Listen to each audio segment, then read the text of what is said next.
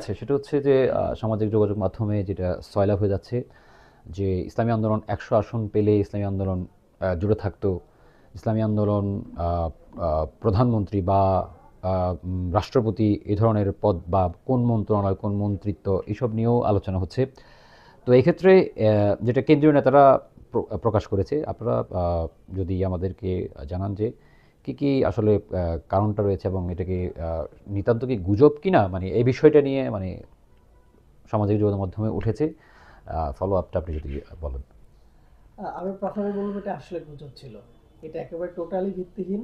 ইসলামী আন্দোলন বাংলাদেশ যেখানে জোট এই সমঝোতাটি ক্ষমতায় এখনো আসেনি, সেখানে এমপি মন্ত্রীকে কি হবে এটা টোটালি ফেক ছিল।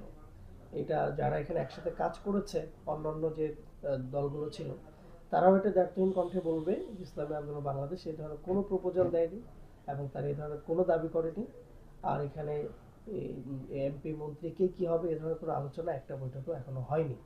যার প্রেক্ষিতে যারা এটি ছড়াচ্ছে, এটা আমরা মনে করছি হেয় প্রতিপন্ন করবার জন্যই উদ্দেশ্য প্রণোদিতভাবে ইসলামী আন্দোলন বাংলাদেশকে ছোট করবার লক্ষ্যে এই ধরনের একটা প্রোপাগান্ডা ছড়ানো হয়েছে। আর আসন সমঝোতার যে ব্যাপারটি, এটাও আমাদের মুখ্য ছিল না। আমরা আগে বারবার বলেছি এখানে আমাদের নীতি আদর্শের প্রশ্নটাই মুখ্য ছিল। আর আসন তো কিছু জায়গায় একটু গুরুত্বপূর্ণ যে জায়গাগুলো ইসলামী আন্দোলনের জন্য ঘাঁটি ছিল, ইসলামী আন্দোলনের যে দুর্জয় ঘাঁটিগুলো আছে, দু একটি জায়গায় তো একটু সংকট হয়েছেই। কুড়িগ্রাম, এরপর হচ্ছে লক্ষ্মীপুর এক, হ্যাঁ, এই কয়েকটি বিষয়, তারপর নারায়ণগঞ্জ 4, এই দু একটি বিষয়ে দেখা গেছে যে শুরুতে 8টি দল একসাথে পথ চলেছে এবং এর মূল উদ্যোক্তা পীর সাহেব চরমনাই ছিলেন।